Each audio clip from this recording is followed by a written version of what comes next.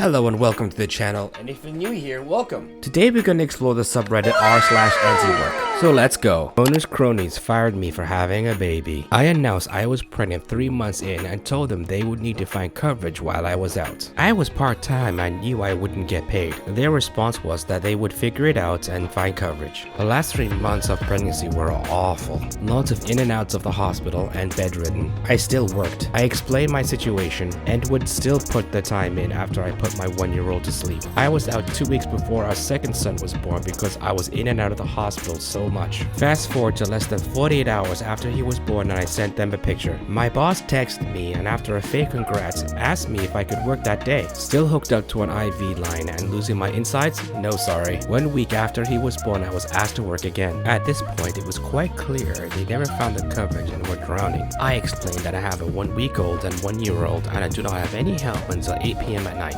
And the baby is still very demanding. No response. 2 weeks later I get a text saying, quote, sorry didn't work out, please return XYZ, end quote. My co-worker was also expecting and gets a 3-month leave paid. I get that I wasn't going to get paid for my leave, but I figured after our first discussion that last year they would find coverage and my job would be secured until the basic 6 weeks. Guess I should have headed their Glassdoor reviews of an ex-employee, quote, no communication, talk to bullies, end quote. Just a friendly reminder that the quote work family, end quote, is a lie and they don't care about you or your actual family.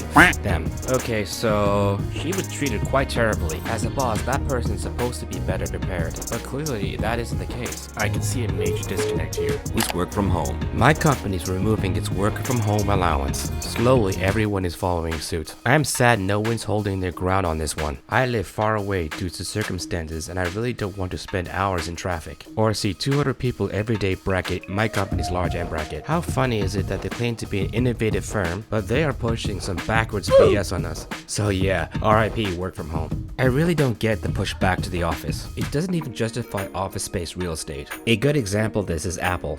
Have you noticed the quality of iOS going down as of late? The latest blunder was 17.5, where someone had deleted their photos and years later it turns back up on their system. These workers have been forced back by Apple to get back into the office. Of course their workers are gonna like this.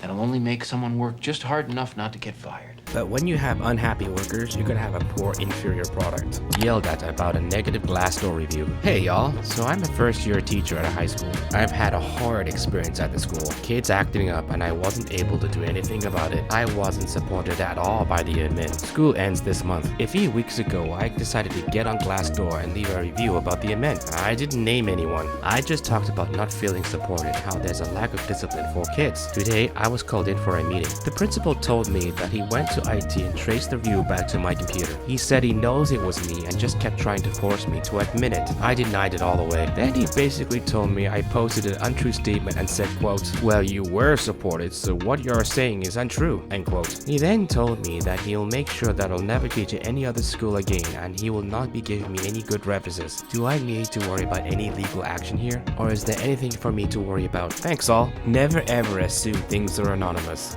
And if you're gonna post a review on something, do it on your home or personal computer or device. And don't do it on their network. Do you think he's got some sort of legal case here? Let me know in the comments. HR, Sophie just quit. CEO, what do you want me to do? HR, are we going to replace her? That project management role was crucial to the company. CEO, we are not hiring new employees for the foreseeable future. Instead, delegate her tasks to the others. HR, are we offering up a promotion for employees who take on an additional task by picking up their workload? CEO, of course not. 2 weeks later. HR, the individual to whom we assigned Sophie's tasks have submitted their 2-week notice. CEO, they're not committed enough. That's ridiculous. Delegate the work to Tanya. She's been here for 8 years. She'll do it. 4 to 6 weeks later. HR, everyone on our project management team has quit, including Tanya. We need to rebuild the entire department. CEO, I never thought that Tanya and Sophie would quit after 8 years. I thought this work means a lot to them.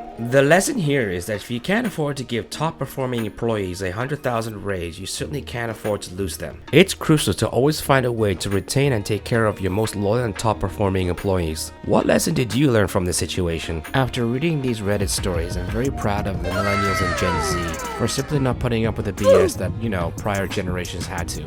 I find that people are finally waking up, which makes me very happy and proud. Don't let people push you around and remember, stay